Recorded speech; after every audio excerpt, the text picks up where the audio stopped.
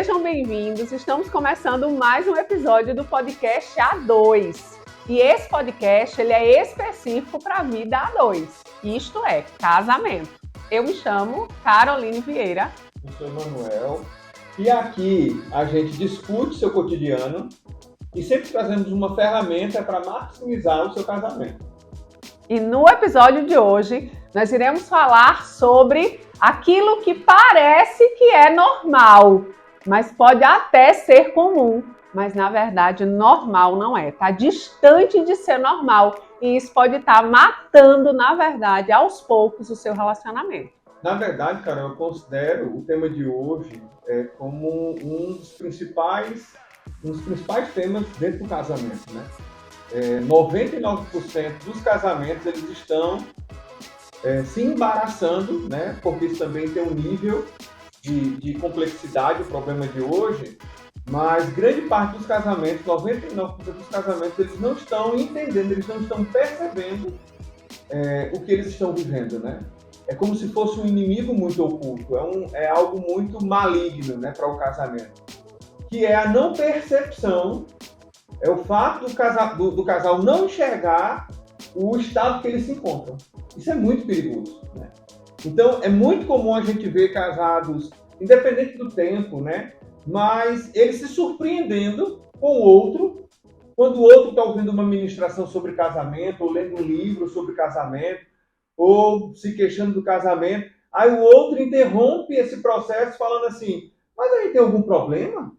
O nosso casamento está passando por alguma situação difícil, né? O fato do outro não enxergar, né, o lugar que a relação dele se encontra, porque isso é muito comum. Às vezes os dois estão vivendo essa alienação, mas às vezes um começa a ter uma tomada de consciência e o outro não, né? Então, às vezes, essa quebra de padrão faz o outro estranhar, faz o outro olhar para a busca, né, do cônjuge, atrás de uma melhoria, atrás de uma inspiração para o casamento, e dizer, por que você está se envolvendo com isso? A gente está tão bem. Como se a impressão é que as brigas são muito normais. Quando a gente pergunta para os casais, faz quanto tempo que você não fica um momento só os dois? Faz quanto tempo que você não faz uma surpresa de amor? Faz quanto tempo que você não olha no olho e diz eu te amo? Faz quanto tempo que você não passa o dia preparando uma noite especial para o teu marido ou para a tua esposa?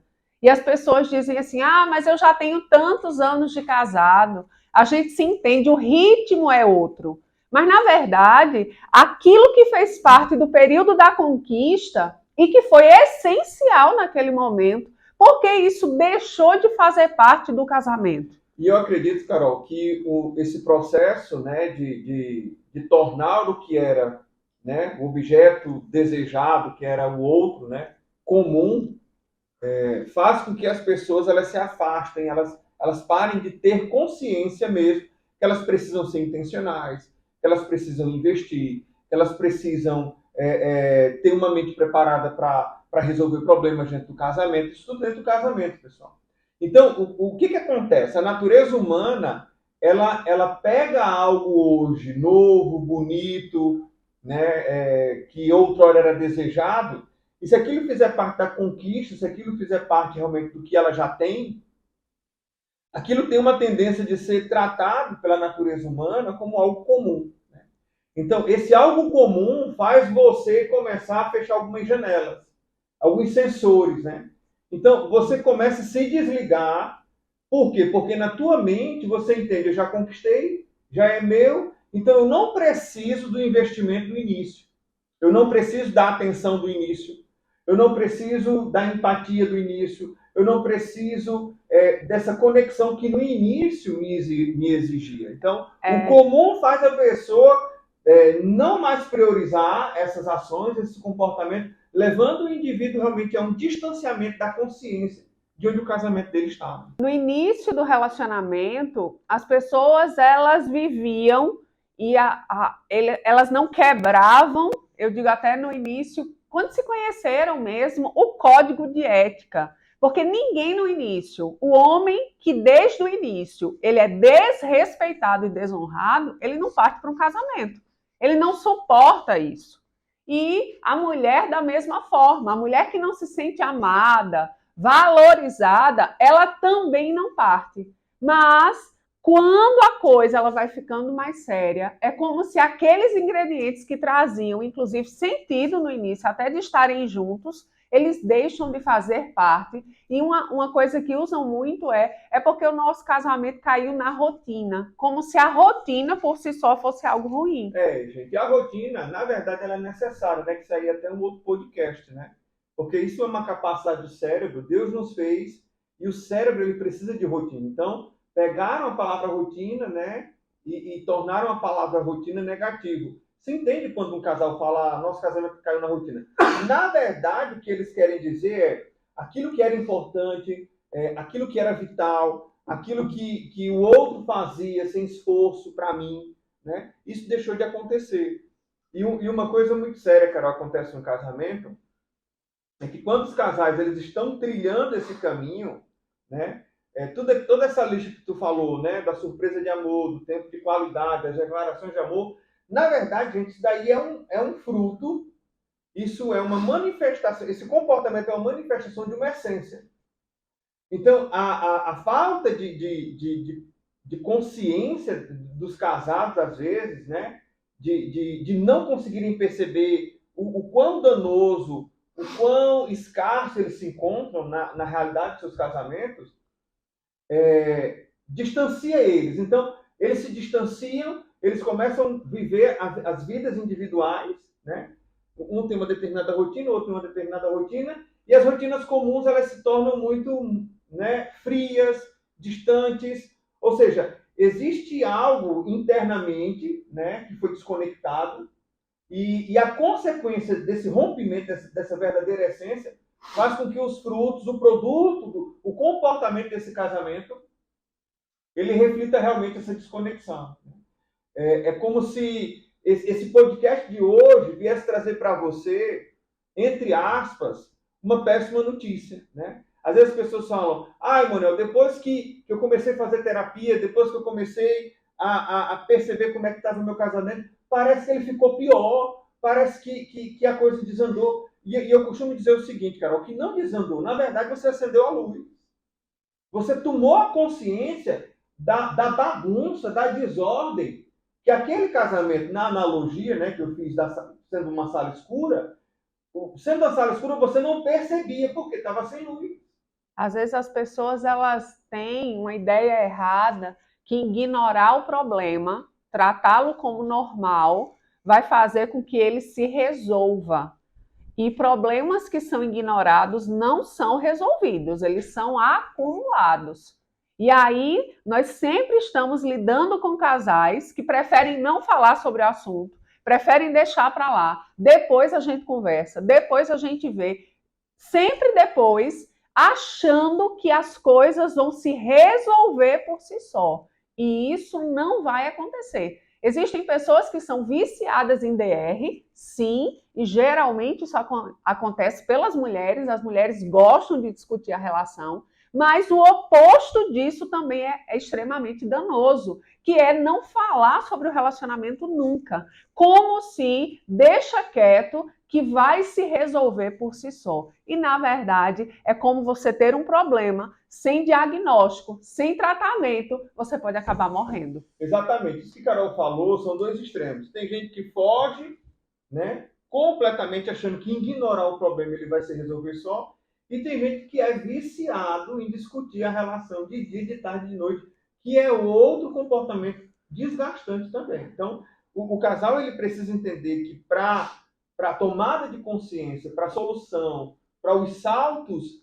né, de crescimento no casamento, tem que haver ferramentas, tem que ter ciência, tem que ter inteligência emocional. E isso é feito realmente com cognição, isso não é feito, né, de forma aleatória. Então, tem Sem que se ter intenção. esse preço, papo, sem intenção. E outra coisa que a Carol falou, às vezes as pessoas falam, rapaz, eu era muito feliz quando eu não sabia que eu tinha esse problema. Né? E de fato, às vezes as pessoas, gente, o conhecimento ele te expulsa de um paraíso. Né? Usando até a analogia do que Adão e Eva viveram. A partir do momento, claro que o que eles viram é negativo, mas eu estou trazendo isso para esse princípio para uma outra aplicação. Talvez hoje você tenha até algum ganho, né, que está vivendo o teu casamento, você tem até algum ganho de não estar percebendo determinados problemas. Né? Ao ponto de você dizer assim, Manuel, quando eu descobri isso, ferrou tudo. Mas aí eu uso o que Carol falou agora. Imagina você com uma doença grave, né? E você tendo alguns sintomas, mas você ignorando, vai chegar um momento que aquilo dali possivelmente não tenha mais controle e o tempo que você ignorou não resolveu, não foi terapêutico. Né? Então, muita gente vive nas suas relações, nos seus casamentos exatamente assim, achando que a coisa ela vai se encaixar. Não, vamos deixar que a coisa se encaixe, vamos deixar que a coisa, ela por si só, ela se resolva. Mas não, gente. A intenção do podcast de hoje, né, para você que está nos assistindo, é te dar essa oportunidade de você fazer essa avaliação. Qual o estado que eu me encontro, né? Qual o estado atual que eu me encontro? E uma das formas de medir isso, de medir, como é que se mede a saúde financeira de alguém? E aí você vai começar a ver se existe caixa, se existe investimento. E aí tem como se fazer essa comparação. E como é que eu consigo medir a saúde do meu casamento? E existem pessoas que vivem como se estivessem no 0 a 0. A gente até brinca, saia do 0 a 0. Pare de trabalhar com o teu esposo, com a tua esposa, só para evitar briga. Não, a gente trabalha para conviver bem. A gente precisa começar a trabalhar para o extraordinário. A gente precisa começar a trabalhar para fazer uma conquista diária. Eu escuto muitas mulheres que dizem assim, depois de um dia trabalhando fora, chego em casa, eu tenho um bocado de coisa para fazer, eu tenho um menino para cuidar, eu tenho todas as minhas obrigações, como é que à noite eu vou pensar em alguma coisa? E aí eu digo para elas, olha, a tua vida, se você trouxer uma outra narrativa para ela, talvez você consiga encontrar uma forma de começar a pensar como surpreender teu marido à noite. Se você gastar um tempo pensando, se você gastar um tempo até orando mesmo sobre isso, você vai ter condições de não só empatar, de não só ceder a um pedido dele, mas muito mais do que isso, você fazer algo que vai surpreendê-lo. Existem pessoas que estão vivendo um cedendo ao outro, para que realmente a coisa, né, o caldo não engrosse. E Deus não nos criou para isso. Deus nos criou para que o nosso casamento é como o vinho mesmo, né?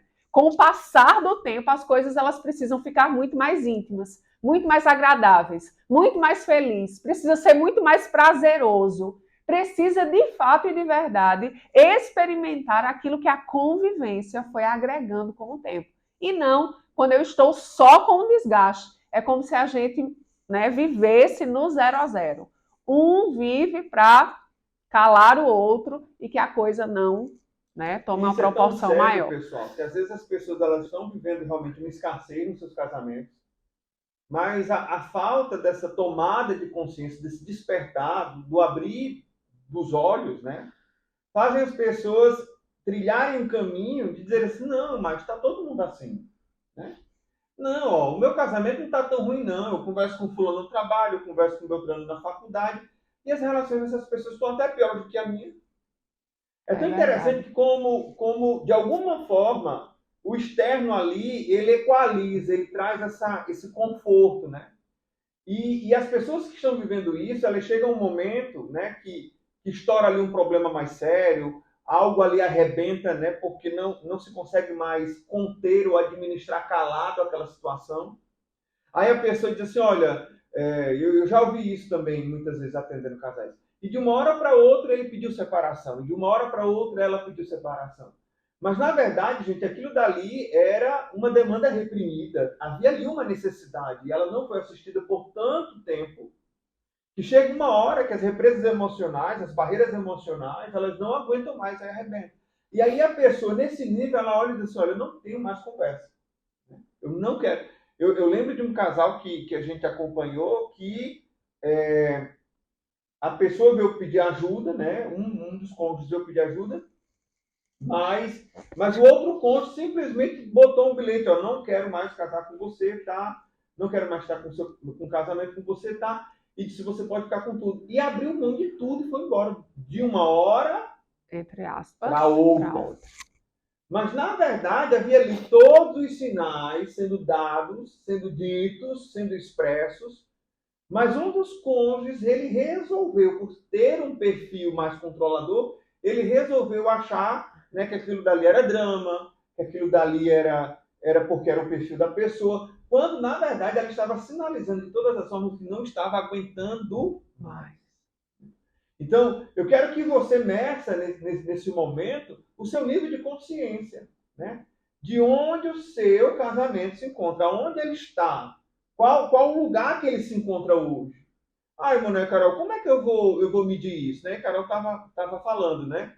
Quando você tem um problema financeiro, existem coisas financeiramente que te trazem esse respaldo, né? Essas coordenadas de fazer você se encontrar. Com o casamento também é a mesma coisa, né? Existem sinais que fazem isso. Sinais que apontam, né? Nós falamos, e também é muito comum as mulheres dizerem que os homens, falando agora da área sexual, os homens, quando eles têm algum interesse sexual, eles mudam. Mas é engraçado que às vezes existe uma lacuna tão grande entre um momento de prazer e outro, que todo o esforço que ele faz termina só zerando a conta. Serve para aquele momento, para aquele dia. E aí depois passa mais um tempo onde a frieza toma conta, onde convive como bons amigos, onde convivem com temos um projeto em comum, que são os nossos filhos, e por isso precisamos ficar juntos, mas na verdade a química do casamento não existe mais. E existem casais que muitas vezes são viciados nas crises, né? E que, na verdade, a química do fazer as pazes faz eles brigarem para fazer as pazes. Brigarem para fazer as pazes, que aí é um outro podcast que nós podemos falar sobre vício emocional. Mas olha, a Carol está falando uma coisa muito séria, né? Se a gente pudesse trazer aqui uma metáfora para você ter um entendimento de como é despertar, né? Como é que é abrir os olhos, né? Tomar consciência. É como se você se desassociasse hoje do seu casamento. Você sentasse ali numa sala de teatro e quando as cortinas se abrissem, você conseguisse contemplar o teu casamento. Você chegando em casa, né? O cotidiano, o dia a dia, os pensamentos, as interações. Então, assiste o teu casamento, né? Essa analogia vai te trazer aí uma capacidade de você perceber de fora como é que o teu casamento está. E aí começa a se fazer pergunta, isso daí é satisfatório? Isso é abundância? Isso é suficiente? Isso aí no passado, né, no início, você vivia isso? Você vive mais, observa as cenas, né? Você fica muito mais calado, você balança muito mais a cabeça, ou existe muito mais conflito, muito mais tensões. Começa a enxergar realmente as cenas, né? Como se fosse um teatro, uma peça. Começa a ver as cenas e começa a perceber o conteúdo, a energia, né? Aquilo que de fato de verdade está sendo encenado ali diante dos seus olhos. E isso vai te trazer, né, essa tomada de consciência. Isso vai te trazer exatamente o lugar onde você está hoje na tua relação. O casamento foi um lugar criado por Deus, foi um ambiente criado por Deus, para que o homem e a mulher tenham a sua melhor versão. O casamento, de fato, ele carrega uma força construtiva poderosíssima, que é a força do acordo. Só que quando existe esses gaps, esses furos, é como se a energia começasse a escoar. Aquilo que era vital, a força vital, começa a escoar. Emanuel trouxe, né, essa desassociação, começa a assistir a tua vida. Será que hoje é extraordinário? Você consegue inspirar outros casais a dizer, olha, casamento é bênção, casamento funciona, casamento é um lugar onde eu me sinto amado, eu me sinto respeitado. No meu casamento eu sou suprida emocionalmente, eu sou suprida financeiramente, eu sou suprida sexualmente. Hoje, eu quero te fazer essa pergunta. E fazer, Carol, com que propósito? Trazer consciência. Ninguém trata o que não sabe que tem. Ninguém busca ajuda se eu não tenho consciência do problema. Mas lembrando, aquilo que você deixa de lado não se resolve. Tempo não resolve problema. Só envelhece o problema, mas não resolve. É necessário, a primeira coisa que é necessário, tomar consciência que existe algo para você viver, que existe um lugar dentro do casamento, que é um lugar onde os seus filhos serão criados e inspirados. Gente, nós temos ouvido adolescentes que dizem: eu não quero casar. E aí você vê muitas vezes adolescentes de pais cristãos, aonde e qual é a experiência de casamento que eles têm? É a experiência dentro da própria casa. É como se eles dissessem: eu prefiro ficar só do que mal casado. Como eles entendem, até por um princípio cristão, que o divórcio não seria uma opção, mas nós não estamos falando do divórcio, nós estamos falando da cura mesmo, da restauração, de restaurar talvez o primeiro amor, de restaurar o respeito. Às vezes, um se acostumou com o outro. E a gente não está falando do tá acostumado, a gente está falando do surpreender, a gente está falando do ser intencional, a gente está falando de dizer: olha, eu vou me mover em amor por Emanuel, porque eu amo. Ele é digno desse amor. E, gente, né, eu quero fazer aqui algumas perguntas para que você possa localizar o seu casamento, né? Percebe aí qual o nível, né, de 0 a 10, qual a nota que você dá para a comunicação do teu casamento, né, do teu cônjuge. É uma comunicação fluida? É uma comunicação sem tensão, sem tensões? É uma comunicação onde você tem humor, onde você tem liberdade, onde você pode fazer intervenções e você não é mal compreendido? Porque uma das coisas que a gente pode balizar o nível, né, a qualidade da nossa comunicação, é se você fala A e o cônjuge sempre entende B. Aí você fala C, ele sempre entende D e vice-versa, né? Então, é uma comunicação sem ruídos, né? É uma comunicação leve, existe elogio, existe um destaque, né, de quem o outro é, do que o outro faz, né? Então, avalia, como é que está a tua comunicação? Existe doação, né? Um se doar para o outro. Outro ponto que você também pode avaliar é o nível de respeito que você tem pelo teu cônjuge. Eu digo sempre, né? Tem até uma das nossas intervenções que a gente brinca com os casais e diz assim: olha, a gente vai te ensinar a brigar. Porque a briga ela é terapêutica, né? As pessoas elas não têm noção de como é importante o conflito, né, no casamento. Isso. Só que o conflito ele tem que ser em cima de um propósito, em cima de um objetivo. Quando o conflito ele é egoísta, quando o conflito ele é para eu estar certo e você não está certo, para eu ter razão e você não ter razão, isso é um conflito burro, né? E às vezes as pessoas elas nem sabem realmente que tem esse poder, né? De brigarem, de pegarem energia ali por um objetivo, por algo, né? Que o casal ele pode desfrutar, ele pode conquistar. E eu nem sei por que eu falei da briga, me perdi agora na. Eu estava falando de comunicação. O nível, né, de E de comunicação respeito. e de Né? respeito. Lembrei. E aí, o que acontece? Mano, um casamento perfeito é um casamento sem briga? De forma nenhuma, porque a briga ela é terapêutica. Ela é uma ferramenta necessária. O que eu digo é o seguinte, que na briga, às vezes, qual é o indício que a briga ela é uma briga burra? É quando você começa a se agredir, é quando você começa a depreciar a identidade do outro, né? É quando você começa a usar de palavrão, de coisas realmente que baixam o nível. Então, assim, a gente já atendeu inúmeros casais, né, Carol, separadamente juntos, de pessoas chorando, chorando, chorando, porque as maiores feridas naquela pessoa foram palavras que o cônjuge falou, sabe? Classificando, sabe? Depreciando, trazendo uma autoimagem, julgando, trazendo uma autoimagem que a pessoa ela não tem. Isso. Então, assim, o nível de respeito, né? O quanto você considera o desejo do outro, você respeita isso, né? Isso para você é valor, ou só o que prevalece realmente é a tua vontade? Faz essa avaliação, né? Outra coisa, Carol, né, que eu considero também que é muito importante você avaliar o quanto você é você no casamento. quanto você suas vontades, seus desejos, seus sonhos, suas fraquezas, suas sombras, seus pontos positivos. Porque às vezes a gente vê no casamento, né, e quando as pessoas vêm pedir ajuda, né, é porque realmente elas estão passando por algum problema. E nessas situações a gente percebe que uma das partes, às vezes, eles estão aquém da real identidade dele, né?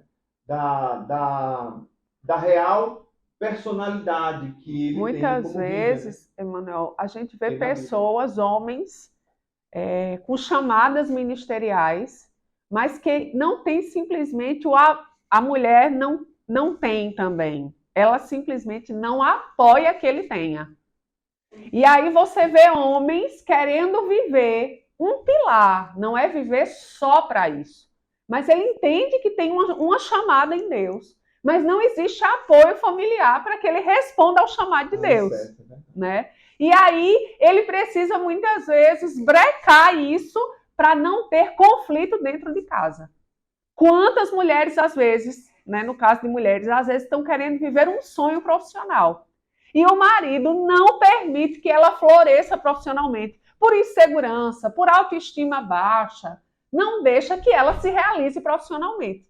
Eu acompanhei um caso, dois jovens casados, e ela dizia assim para mim, Carol, eu fico chocada. E aí eu disse, por quê? Porque meu marido, ele dizia assim para mim, ele não queria que eu trabalhasse. E até que eu consegui, né, esse emprego, a gente estava numa empresa, e aí, mas ele sempre dizia assim para mim, eu sei, fulana, no dia que tu arrumar um emprego, tu me deixa. E aí ela dizia, meu Deus do céu, de onde você tirou isso? Isso não vai acontecer. Ele disse, eu te conheço. No dia que você arrumar um emprego, você me deixa. E isso foi dito por muitas vezes, e muitas vezes, e muitas vezes. Eu quero te dizer o que aconteceu. Ela arrumou um emprego, começou a trabalhar, um excelente profissional, começou de baixo, mas algo aconteceu. Aquilo que ele anunciou por tanto tempo, narrou, declarou, confessou, aconteceu. E o divórcio veio. E os desentendimentos começaram. E aí, só que era engraçado, né, e trágico, porque ele dizia assim, todas as coisas que ela manifestava, ele dizia, só porque você está trabalhando, você está falando assim. E ela dizia, mas eu estou falando como? Gente, esse era um problema de autoimagem dele. Não havia problema algum. O trabalho que ela estava vivendo na época não tomou o lugar do casamento dela. A grande questão é que ele não conseguiu lidar com a mulher recebendo um salário. É como se o valor que ele tivesse para a família dele fosse enquanto ele fosse o único provedor. E quantos homens estão assim? Eles não conseguem lidar com o sucesso um do outro. E aí trabalham para destruir o outro, ao invés de, a família é uma só. Se um dá certo, o outro está dando certo. Se um é abençoado, o outro é abençoado.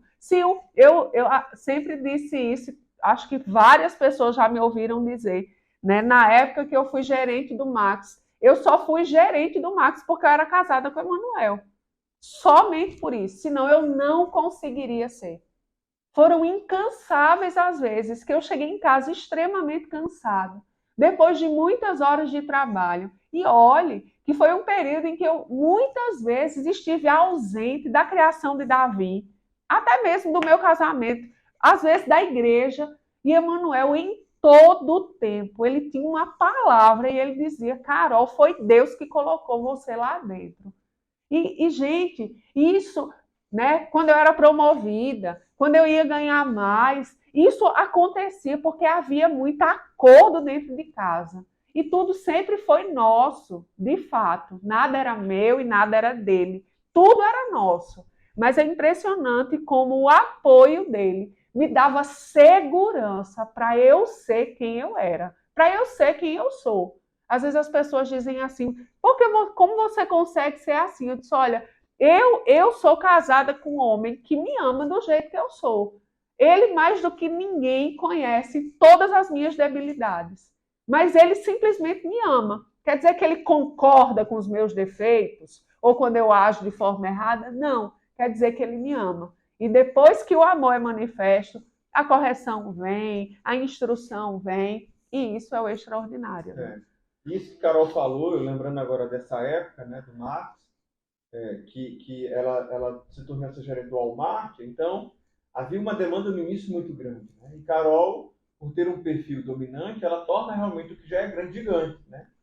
E eu lembro que a gente tinha realmente um acordo e isso nos ajudou muito. Né? A gente tinha ali realmente uma palavra, a gente tinha ali uma visão, a gente sabia para onde a gente estava indo. Né? E foi muito importante. Aí você pode estar perguntando isso, tá, Carol Emanuel, estou entendendo, né? Já me vi, estou ferrado, o que fazer, né? Porque identificar o problema é uma coisa, né? Qual o próximo passo? Gente, algo muito importante no próximo passo é pedir ajuda. Às vezes as pessoas elas ficam chorando na beira do caminho e não conseguem pedir ajuda, ou porque esse caminho neural não é criado no cérebro, ou por orgulho mesmo, né? E por orgulho, muitos homens eles caem nesse poço de piche, né? Os homens eles têm uma dificuldade muito maior de pedir ajuda. As mulheres elas têm uma humildade muito maior, né? As mulheres rapidamente elas se pedem socorro, se ajudam. Agora os homens eles têm essa dificuldade. Então, talvez você está ouvindo esse podcast porque tua mulher te disse, vamos assistir. Então, abra teu olho, sabe? Você talvez está vivendo uma situação que você se convenceu que é o suficiente, né? Mas eu te digo, você pode viver um casamento muito melhor, com acordo, com intimidade, com prosperidade, com realização de projetos. Gente, a perfeição ela não existe, mas ela existe, a abundância ela existe, o extraordinário existe. Entendeu? Então, eu não estou querendo te vender aqui um casamento mais de rosas que ele não existe. Não existe. Não existe. Não é isso. Mas sabe, uma mente preparada para resolver problemas, para estar de acordo, estar curtindo a companhia do outro, ter o melhor do outro, gente, isso é completamente possível. Tá, Emanuel, como é que a gente faz para pedir ajuda? Eu lembro de uma passagem bíblica que Jesus é abordado por um cego, e Jesus olha para o cego e diz, o que você quer que eu faça? Né? Parecia óbvio, né? Jesus, o homem é cego, o cara quer ver. Mas quem disse que ele queria ver? A única pessoa que ia dizer o que queria naquele momento era o próprio indivíduo. Né? Então ele diz, olha, eu quero voltar a enxergar. E isso nos traz uma lição. Às vezes as pessoas, né, elas estão lá vivendo problemas, estão descendo a ladeira, e a nossa intenção é querer ajudá-las. Mas não se ajuda quem não se percebeu ainda precisando de ajuda. É o maior erro que você vai cometer na sua vida, é você estender a mão para quem, né, não percebeu que está correndo risco. Então, se você está vivendo uma situação, qual o próximo passo? Pede ajuda. Isso é uma atitude de humildade.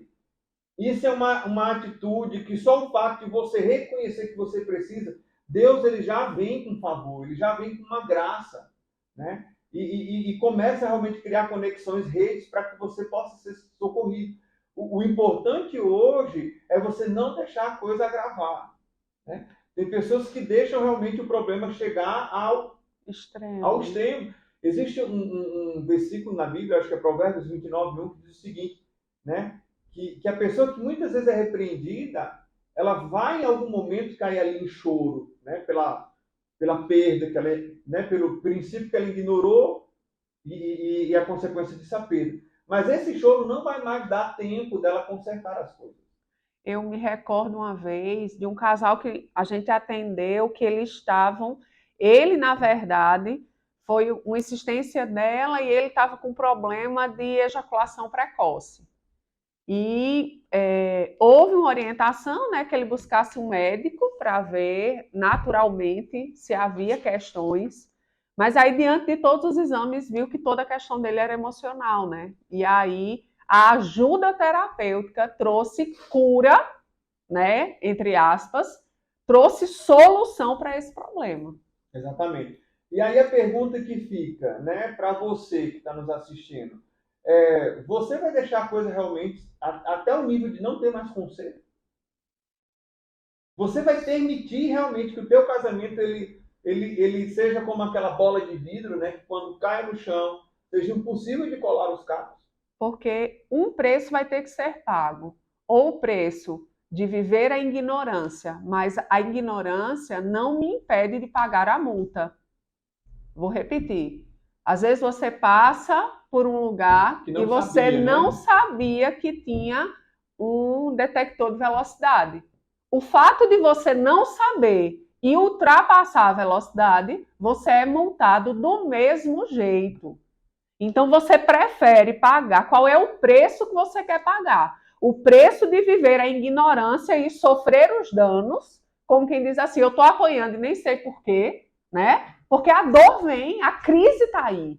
Né? É difícil, é escasso, é um momento de escassez de dor. Ou você prefere pagar o preço de se expor, entre aspas, para alguém que pode te ajudar e você começar a viver aquilo que Deus planejou para a sua vida. Então, faz essa pergunta hoje para você, né? Começa essa reflexão. Aonde o teu casamento se encontra? Você está satisfeito com esse lugar? Você está feliz com esse lugar? Os resultados do teu casamento eles são satisfatórios? Se não, né? Se a tomada de consciência chegou, se a luz acendeu, hoje você tem uma opção. Ou de ligar a luz e fechar a porta e ignorar, ou você realmente ver, discernir, né, os problemas, as dinâmicas que têm te enfraquecido no teu casamento. E quando você começar a identificar isso, gente, pede ajuda. Não deixe o teu casamento chegar, né, num lugar onde não tem mais conserto. Eu digo a você, uma coisa certa que a gente pode dizer desse lugar é que haverá choro, haverá tristeza, haverá ali, sabe, uma amargura. Mas a pergunta é, será que vai dar tempo de consertar? Será que haverá recursos para consertar esse casamento? Então, assim, nós estamos aqui, esse podcast, né, ele tem essa intenção, né, de falar do cotidiano, de trazer aí ferramentas para você maximizar, né, a sua relação, né? Mas o que é necessário é você pegar o que a gente está dando de dica aqui para você hoje e aplicar. E colocar realmente ali no teu dia a dia. Ah, Emanuel, mas eu não sei lidar, eu não sei consertar o meu carro. Quando você precisa consertar o teu carro, você vai para um mecânico. Exatamente. Ah, você não sabe consertar teu casamento, então procura ajuda, gente. Tem especialistas aí que fazem com que realmente você consiga, né, por alguém mais experiente, ter um direcionamento, ter uma intervenção e trazer ali para você, né, a solução. Eu acredito que alguma coisa fez sentido para você. E eu sei que você conhece casais, mulheres, homens, que precisam ouvir isso. E você já se perguntou como eu queria ajudar fulano. Então, uma das formas de você ajudar, envia para ela, compartilha com ela. E ainda, eu não sei se você já nos segue no Instagram. Se não, nosso Instagram vai aparecer aqui em algum lugar da tela, para que você possa seguir. A gente também compartilha da nossa vida lá, do nosso cotidiano, e de alguma forma vai te abençoar.